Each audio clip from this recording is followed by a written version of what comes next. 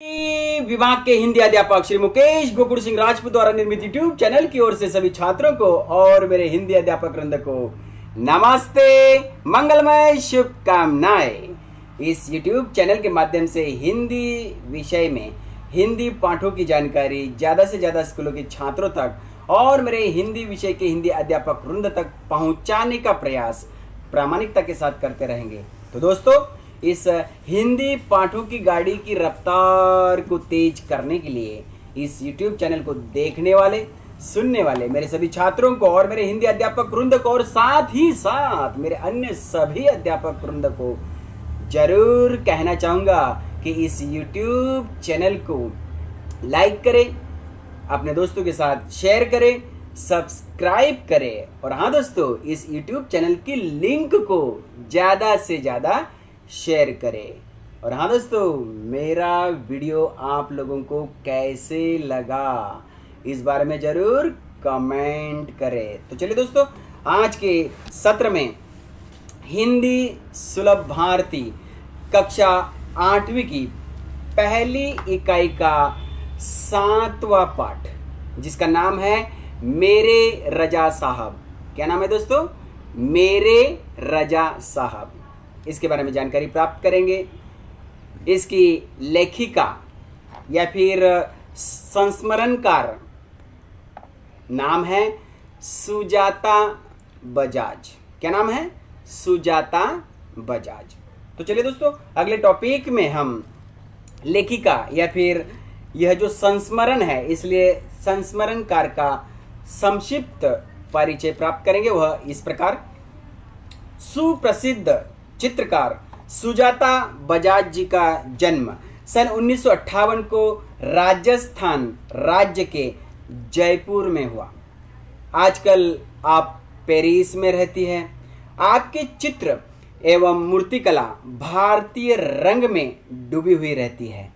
आपके चित्रों एवं मूर्तियों पर प्राचीन संस्कृति एवं कला की छाप दिखाई पड़ती है।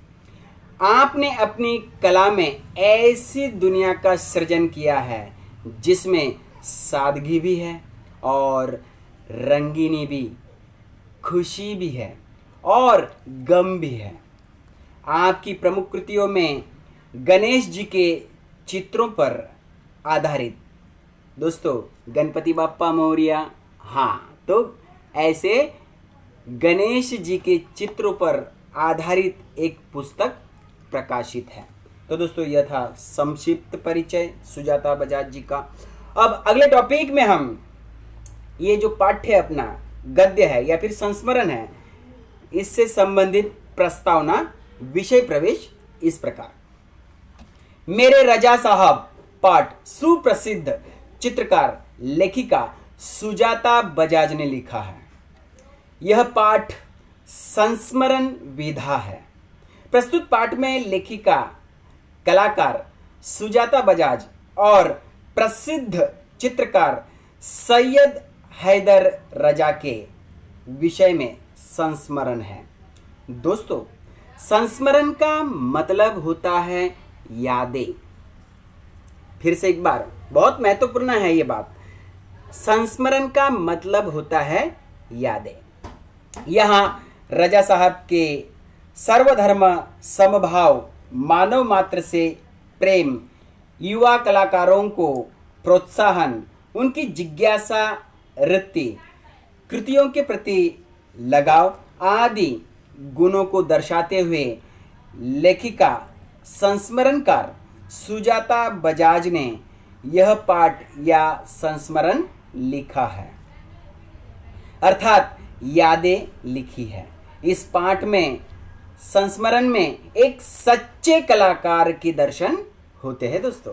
तो चलिए दोस्तों, अगले टॉपिक में हम पाठ या संस्मरण के पंक्तियों का मुखर वाचन करते हुए उसमें आए हुए कठिन शब्दों के अर्थ, इसके साथ ही साथ पंक्तियों का सरल अर्थ अर्थात संक्षिप्त स्पष्टीकरण समझने का प्रयास करते हैं। हिंदी सुलभ भारती कक्षा 8वीं की पहली इकाई का 7वां पाठ, जिसका नाम है मेरे रजा साहब। क्या नाम है दोस्तों? मेरे रजा साहब। लेखिका या फिर संस्मरणकार सुजाता बजाज द्वारा लिखित पाठ का शुभारंभ करते हैं दोस्तों। तो चलिए, यदि आप लोग कक्षा 8वीं की हिंदी की किताब साथ में लेकर बैठते हैं तो और भी अच्छी बात है, सोने पे सुहागा। सबसे पहले हम पाठ्य पुस्तक पृष्ठ क्रमांक 16 खोल के रखेंगे। उसमें पहली इकाई का 7वां पाठ, जिसका नाम है मेरे रजा साहब, लेखिका है सुजाता बजाज। अब हम 23 जुलाई सुबह सुबह इस लाइन से लेकर तो चर्च भी जाते थे, इस लाइन तक, इन पंक्तियों तक का पहले मुखर वाचन करते हैं, वह इस प्रकार। तो चलिए दोस्तों, मुखर वाचन। 23 जुलाई सुबह सुबह ही समाचार मिला, रजा साहब नहीं रहे, और यह सुनते ही मानस पटल पर यादों की एक कतार सी लग गई। पिछले फरवरी की बात है, मैं दिल्ली पहुंची थी अपनी गणपति प्रदर्शनी के लिए। सोच रही थी कि रजा साहब शायद अपनी व्हील चेयर पर मेरी प्रदर्शनी के उद्घाटन के अवसर पर आ जाए, पर उस रात कुछ अनहोनी सी हुई। उस रात रजा साहब सपने में आए, मुझे उठाया, हमने बातें की। शो के लिए मुझे उन्होंने शुभकामनाएं दी और कहने लगे, सुजाता एक बार मुझसे मिलने आ जाओ, अब मैं जाने वाला हूं। इसके बाद तो रुकना मुश्किल था। मैं पहुंच गई उनसे मिलने। वे अस्पताल में शून्य की तरह लेटे हुए थे। मैंने उनके हाथों को छुआ, सिर्फ सांस चल रही थी। अलविदा कहकर लौट आई। रजा साहब अपने धर्म के साथ साथ उतने ही हिंदू और ईसाई भी थे। उनके स्टूडियो में गणपति की मूर्ति, क्रॉस, बाइबल, गीता, कुरान, उनकी माँ का एक फोटो, गांधी जी की आत्मकथा व भारत से लाई हुई मोगरे की कुछ सूखी मालाएं, सब एक साथ रखा रहता था। वे गणेश जी को भी पूजते थे और हर रविवार मतलब इतवार को सुबह चर्च भी जाते थे। तो दोस्तों, ये था मुखर वाचन। इसमें आए हुए कठिन शब्द के अर्थ इस प्रकार। समाचार मतलब खबर या फिर न्यूज, या फिर मराठी में जैसे कहते हैं ना बातमी, हाँ, जो टीवी में भी आती है और साथ ही साथ अखबारों में भी बातमी आती है ना, हाँ वही। नहीं रहना मतलब मृत्यु होना। मानस पटल मतलब मस्तिष्क या मानसिक पटल। कतार मतलब लाइन। प्रदर्शनी मतलब वह स्थान जहां भिन्न प्रकार की वस्तुएं दिखाने के लिए या प्रदर्शन के लिए रखी जाती है। व्हील चेयर मतलब 2 पहियों वाली कुर्सी, ज़्यादातर अस्पताल में पाई जाती है मरीजों के लिए। अनहोनी मतलब असंभव। शुभकामनाएं मतलब आशीर्वाद। मुश्किल मतलब कठिन। शून्य की तरह लेटना मतलब एकटक। छूना मतलब स्पर्श करना। सांस मतलब श्वास। अलविदा मतलब विदा के समय नमस्ते करना। तो दोस्तों, ये थे कठिन शब्द के अर्थ। अब इसमें आए हुए ये जो पंक्तियां हैं, 23 जुलाई सुबह सुबह से लेकर तो चर्च भी जाते हैं, इन पंक्तियों का सरल अर्थ इस प्रकार। प्रस्तुत पंक्तियों में लेखिका सुजाता बजाज कहती है, 23 जुलाई के दिन सुबह सुबह ही एक दुख भरा समाचार मतलब खबर मिली कि इस जगत में रजा साहब नहीं रहे, अर्थात रजा साहब की मृत्यु हो गई। यह बात सुनते ही लेखिका के मानस पटल पर मतलब मस्तिष्क पटल पर, मानसिक पटल पर यादों की अर्थात संस्मरणों की एक कतार लग गई, अर्थात एक लाइन लग गई। उन यादों में जुलाई से 5 माह पहले फरवरी महीने की बात याद आती है। सुजाता बजाज ने जो गणपति के सुंदर सुंदर चित्र बनाए थे, ऐसे भिन्न प्रकार के गणपति की चित्रों की प्रदर्शनी दिल्ली में लगाई थी। इसलिए लेखिका दिल्ली पहुंची। मन ही मन सोच रही थी कि गणपति प्रदर्शनी के उद्घाटन के लिए व्हील चेयर अर्थात 2 पहियों वाली कुर्सी पर भी बैठकर रजा साहब आ जाते हैं तो मैं अपने आप को भाग्यशाली समझूंगी। लेकिन दोस्तों, उसी रात अनहोनी मतलब असंभव सी बात हुई। रजा साहब एकदम सपने में आए, मुझे उठाया, हमने बातें की, मेरे गणपति प्रदर्शन के शो के लिए शुभकामनाएं भी दी मतलब आशीर्वाद भी दिए और सपने में ही मुझे कहने लगे, अब मेरा कुछ खरा नहीं है, मैं जाने वाला हूं। इस जगत में रुकना तो अब मुश्किल अर्थात कठिन है।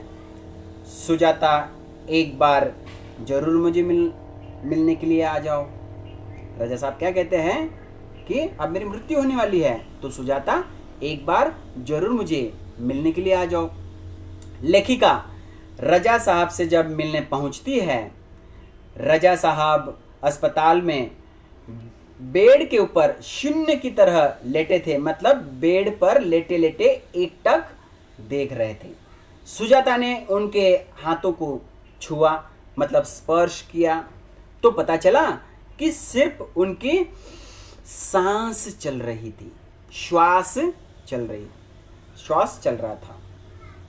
अलविदा मतलब नमस्ते कहकर लेखिका लौट आई, वापिस चली आई। रजा साहब अपने धर्म के साथ साथ हिंदू और ईसाई धर्म में भी पूरी तरह से घुल मिल गए थे। और हाँ दोस्तों, उनके स्टूडियो में तो रिद्धि सिद्धि, विघ्नहर्ता, सुखकर्ता गणपति की मूर्ति, साथ ही साथ यीशु ख्रिस्त का क्रॉस, इतना ही नहीं तो धार्मिक ग्रंथ में बाइबल, गीता और कुरान जो हिंदू, मुस्लिम, ईसाई धर्म का प्रतीक है आदि दिखाई देते हैं। इनके साथ ही स्टूडियो में माँ का फोटो, गांधी जी की आत्मकथा व भारत से लाई हुई मोगरे की कुछ सूखी मालाएं एक साथ रखा करते थे। इतना ही नहीं तो गणपति बाप्पा का भी वे पूजन करते थे और प्रति सप्ताह के इतवार अर्थात रविवार को चर्च में प्रार्थना के लिए भी जाते थे, मतलब प्रेयर के लिए भी जाते थे। संक्षिप्त में रजा साहब सर्वधर्म को मानने वाले, सर्वधर्म समभाव का दर्शन उनके अंदर होता है दोस्तों। तो दोस्तों, यह था स्पष्टीकरण। अब हम अगले टॉपिक में पाठ्य पुस्तक पृष्ठ क्रमांक 16 इस पर एक दिन जहांगीर, इस लाइन से लेकर तो बहुत उज्जवल है ये लाइन तक, एक दिन जहांगीर इस लाइन से लेकर तो बहुत उज्जवल है। इस लाइन तक पहले मुखर वाचन करते हैं। तो मुखर वाचन इस प्रकार, एक दिन जहांगीर आर्ट गैलरी में प्रदर्शनी देखते हुए किसी ने कहा, अरे यह तो एसएच रजा है। मैं एकदम सावधान हो गई क्योंकि मेरी सूची में उनका भी नाम था। मैंने उनके पास जाकर कहा, रजा साहब आपसे बात करनी है। वे देखते ही रह गए। उन्होंने मुझे इंटरव्यू दिया, बहुत सारी बातें हुई। अचानक मुझसे पूछने लगे कि आप और क्या क्या करती है। मैंने कहा, मैं कलाकार हूं, पेंट करती हूं। वे तुरंत खड़े हो गए और कहने लगे, चलो तुम्हारा काम देखते हैं। मैं सोच में पड़ गई। मेरा काम तो पुणे में है।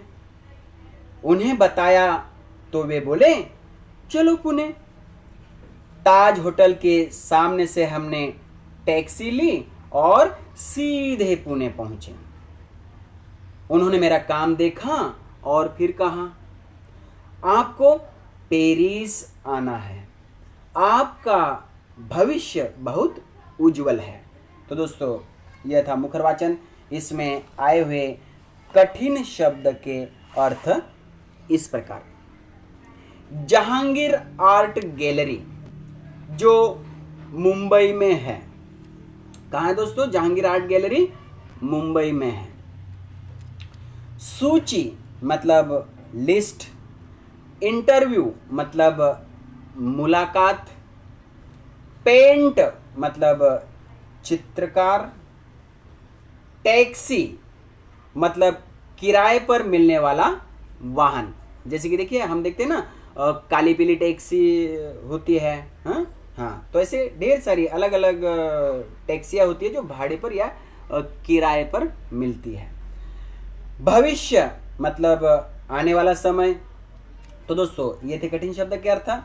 अब प्रस्तुत जो पैराग्राफ, एक दिन जहांगीर, इस लाइन से लेकर तो बहुत उज्जवल है, ये लाइन तक का स्पष्टीकरण समझते हैं वह इस प्रकार। प्रस्तुत पंक्तियों में लेखिका सुजाता बजाज कहती हैं, एक दिन मुंबई में स्थित जहांगीर आर्ट गैलरी में प्रदर्शनी देख रहे थे। रजा साहब भी आए होंगे, इसलिए जो उनको पहचानते थे ऐसे किसी एक के मुख से निकला, अरे यह तो सुप्रसिद्ध चित्रकार एसएच रजा साहब हैं। यह सुनकर मैं एकदम सावधान हो गई क्योंकि मेरी सूची में अर्थात लिस्ट में उनका भी नाम था। मैं धीरे धीरे उनके पास गई और कहा, रजा साहब मुझे आपसे बात करनी है। वे मेरे ओर देखते ही रह गए। उन्होंने मुझे इंटरव्यू अर्थात मुलाकात दी। बहुत सारी बातें भी हुई। बातों बातों में उन्होंने मुझे अचानक एकदम ही पूछ लिया कि आप और क्या क्या करती हो। मैंने सहज रूप से कह दिया कि रजा साहब मैं एक कलाकार हूँ, पेंट भी करती हूँ अर्थात चित्रकारी भी करती हूँ। चित्रकारी की बात सुनकर वे तुरंत खड़े हो गए क्योंकि वे भी स्वयं अच्छे चित्रकार थे। हाँ दोस्तों, एक चित्रकार ही दूसरे चित्रकार की कदर करता है। इसलिए खड़े होकर कहने लगे, चलो तुम्हारा काम देखते हैं।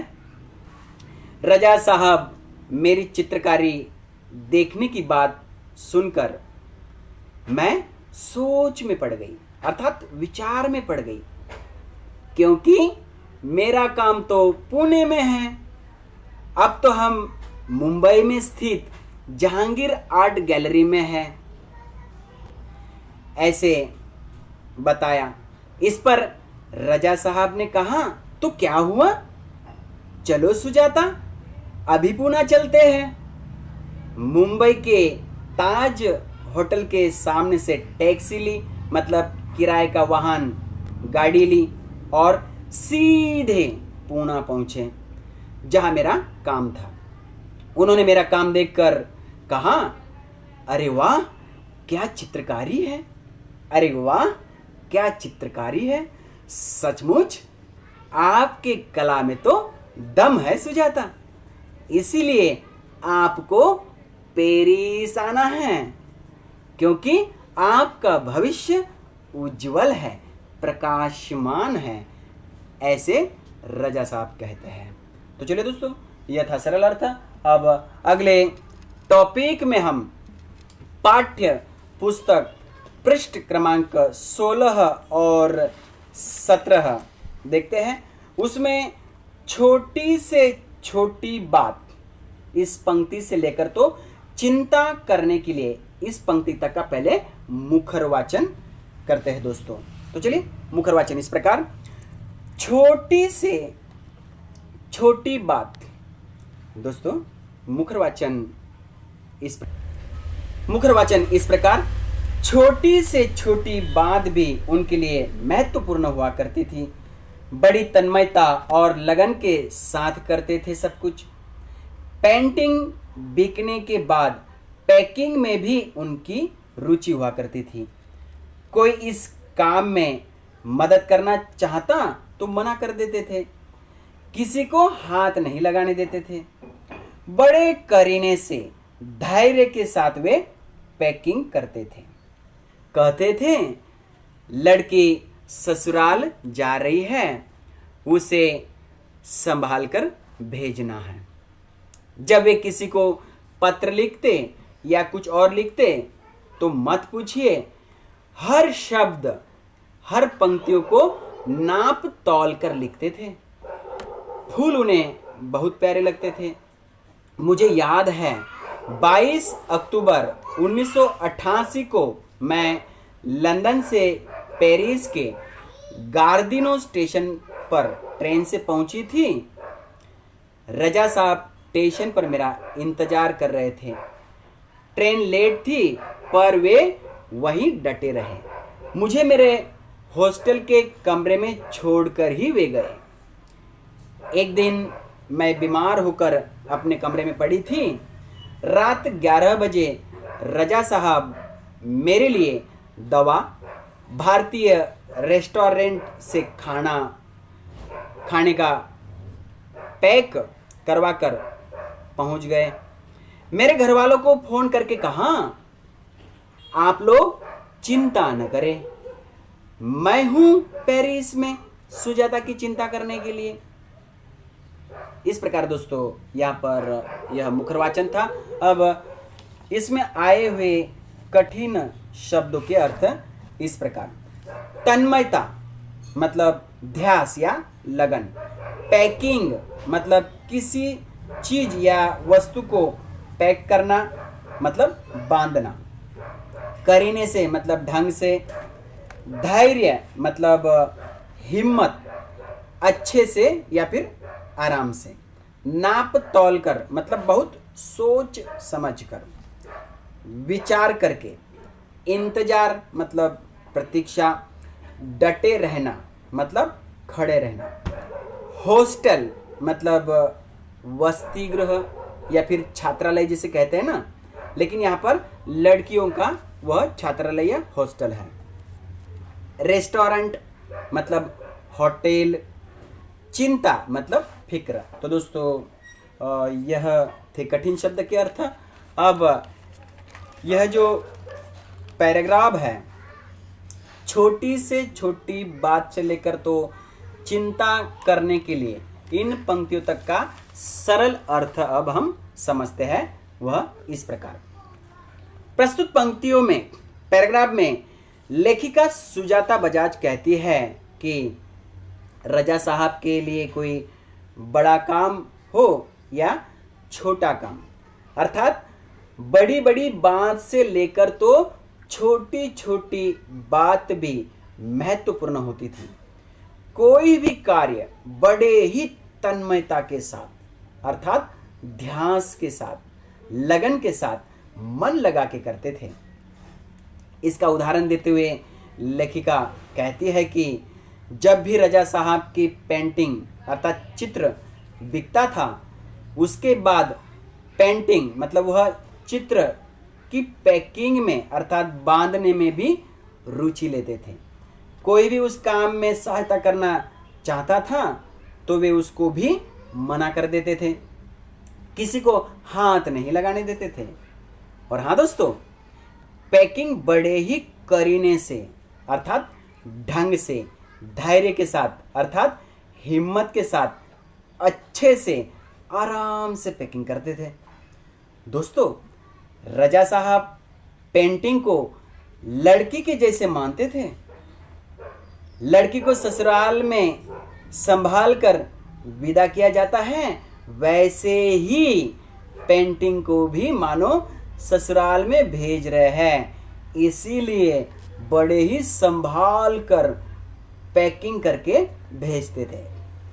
सिर्फ पेंटिंग ही नहीं, तो जब वे किसी को पत्र भी लिखते थे तो प्रत्येक शब्द, प्रत्येक पंक्ति नाप तोल कर अर्थात बहुत सोच समझकर विचार करके ही लिखते थे। फूल उन्हें बहुत पसंद थे। मुझे आज भी 22 अक्टूबर 1988 का वह दिन याद है जब मैं लंदन से पेरिस के गार्दिनो रेल स्टेशन पर गाड़ी अर्थात ट्रेन वहाँ पर पहुँचने वाली थी, लेकिन ट्रेन थोड़ी लेट पहुँचने वाली थी।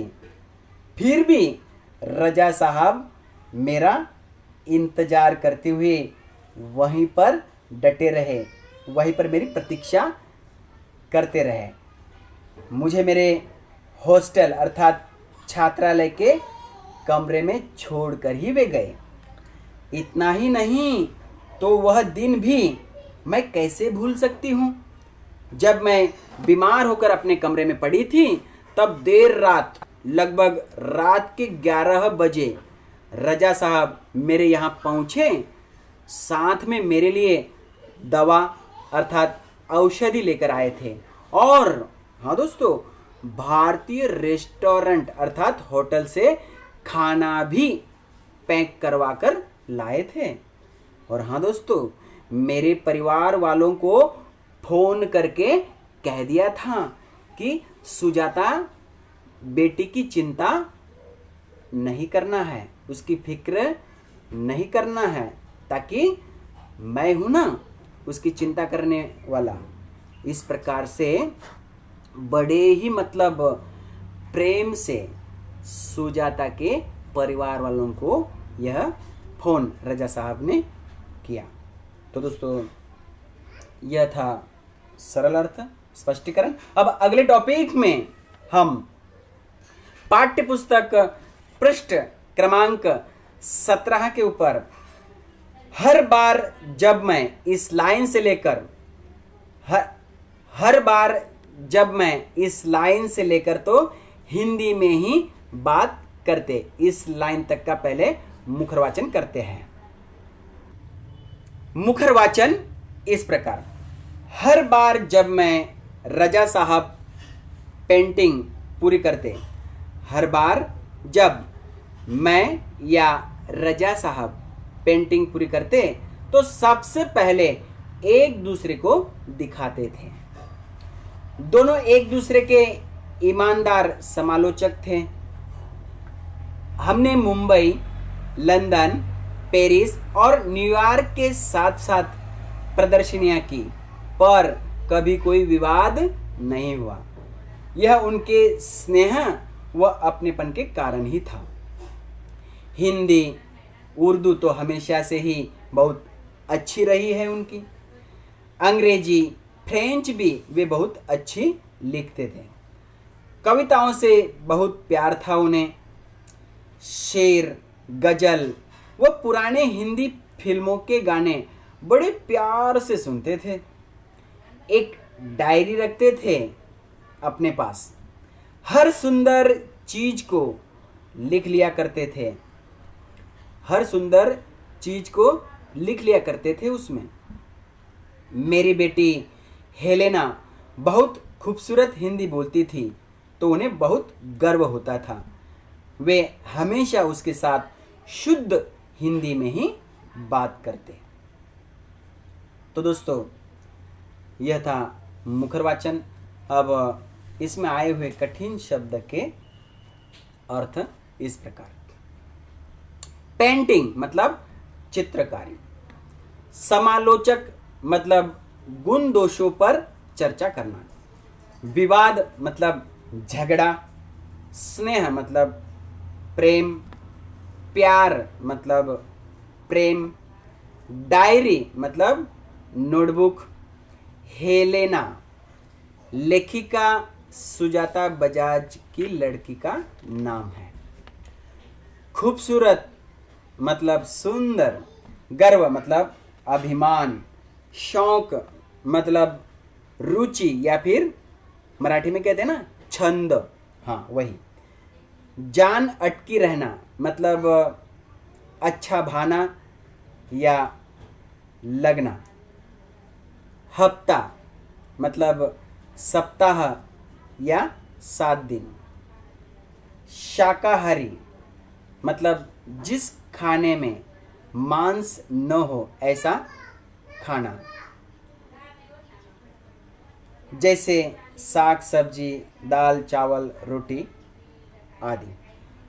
तो चलिए दोस्तों, अब आगे हम ये जो हर बार जब मैं ये पंक्ति है यहाँ से लेकर तो हिंदी में ही बात करते, इस पंक्ति तक का सरल अर्थ को समझने का प्रयास करते हैं। वह इस प्रकार। प्रस्तुत पंक्तियों में लेखिका सुजाता बजाज कहती है, प्रत्येक बार जब मैं और रजा साहब पेंटिंग मतलब चित्रकारी पूरी करते थे तो अच्छे दोस्त के भांति सबसे पहले एक दूसरे को दिखाते थे। हम दोनों एक दूसरे के चित्र का बारीकी से निरीक्षण करते थे। चित्र के गुणों पर और दोषों पर दिल खुलास चर्चा करते थे। मतलब दोनों एक दूसरे के ईमानदार समालोचक थे। हमने कई जगह जैसे मुंबई, लंदन, पेरिस और न्यूयॉर्क के साथ साथ प्रदर्शनियां लगाई, पर कभी कोई विवाद अर्थात झगड़ा नहीं हुआ दोस्तों। यह उनके स्नेह मतलब प्रेम के कारण ही और साथ ही साथ अपनेपन के ऋणानुबंध के कारण ही था दोस्तों। रजा साहब सिर्फ चित्रकार ही नहीं तो बहुआयामी व्यक्तित्व के महामेरु थे। उसका उदाहरण देते हुए लेखिका कहती हैं, हिंदी उर्दू हमेशा से ही उनकी अच्छी रही है। इनके साथ ही साथ अंग्रेजी, फ्रेंच वे बहुत अच्छी लिखते थे। उन्हें कविता से बहुत प्यार था, प्रेम था। शेर हो या गजल या फिर पुराने हिंदी फिल्म अर्थात सिनेमा के गीत बड़े ही प्यार से आनंद के साथ सुनते थे। और हाँ दोस्तों, एक डायरी अर्थात नोटबुक रखते थे जिसमें प्रत्येक सुंदर बात या चीज को लिख लिया करते थे।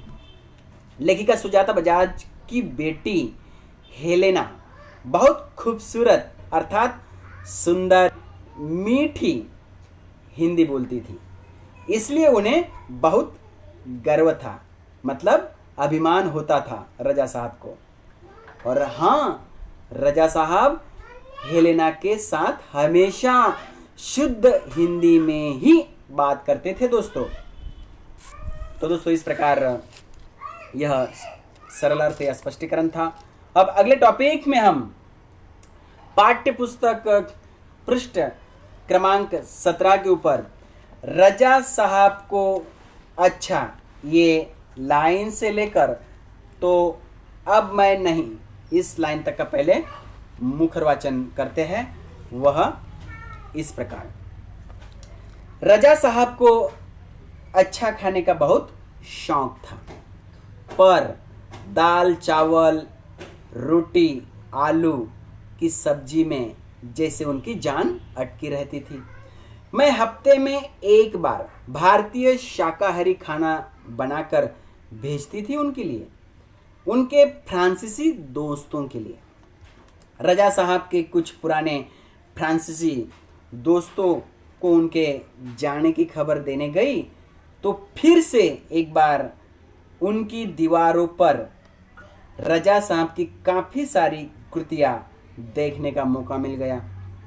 मैं हमेशा कहती, रजा साहब आप मेरे लिए एंजल गार्जियन हैं, तो मुस्कुरा देते, पर सन 2000 के बाद से कहते, क्यों अब हमारी भूमिका बदल गई है, तुम मेरी एंजल गार्जियन हो, अब मैं नहीं।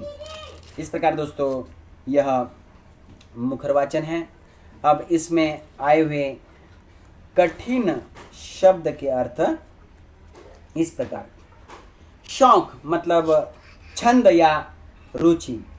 जान अटकी रहना मतलब अच्छा भाना या अच्छा लगना। हफ्ता मतलब सप्ताह या फिर 7 दिन का जो समूह होता है ना, हाँ, उसे हफ्ता या सप्ताह कहते हैं।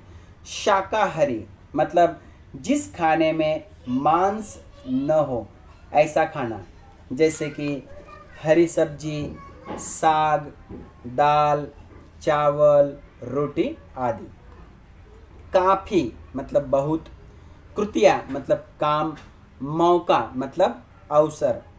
एंजल गार्जियन मतलब देवदूत, देवात्मा। फिर से एक बार सुनिए दोस्तों, एंजल गार्जियन मतलब देवदूत, देवात्मा। मुस्कुराना मतलब हंसना, जैसे हंसना, मुस्कुराना मतलब हंसना। तो ये थे दोस्तों कठिन शब्द के अर्थ। अब यह जो पंक्तियां है, रजा साहब को अच्छा, इस लाइन से लेकर तो अब मैं नहीं, इन पंक्तियों तक का सरल अर्थ स्पष्टीकरण इस प्रकार। प्रस्तुत पंक्तियों में लेखिका सुजाता बजाज कहती है कि रजा साहब बहुआयामी व्यक्तित्व के धनी तो थे ही, साथ ही साथ उनको अच्छे खाने का भी बहुत शौक था, छंद था, रुचि थी। लेकिन हाँ दोस्तों, दाल चावल रोटी आलू की सब्जी में उनकी जान अटकी रहती थी, मतलब अच्छी भाती थी, उन्हें अच्छी लगती थी। इसलिए मैं हफ्ते में अर्थात सप्ताह में एक बार भारतीय शाकाहारी मतलब जिसमें कोई मांस, मटन, मच्छी न हो ऐसा खाना, जैसे कि हरी सब्जी, दाल, चावल, रोटी आदि शुद्ध शाकाहारी खाना बनाकर भेजती थी, रजा साहब के लिए और उनके फ्रांसीसी दोस्तों के लिए भी। रजा साहब के जो पुराने फ्रांसीसी मित्र थे, उनको रजा साहब अब इस दुनिया में नहीं रहे, अर्थात मृत्यु हो गई, यह खबर देने के लिए उनके घर पर पहुंची तो फिर से एक बार उनके घरों की दीवारों पर रजा साहब की काफ़ी मतलब बहुत कृतियाँ, काम, चित्रकारी देखने का मौका मिला, मतलब अवसर मिला। यह देखकर मैं हमेशा कहती, अर्थात लेखिका सुजाता बजाज जो है वह हमेशा कहती, रजा साहब आप मेरे लिए एंजल गार्जियन हैं, अर्थात आप मेरे लिए देवदूत, देवात्मा के समान हैं।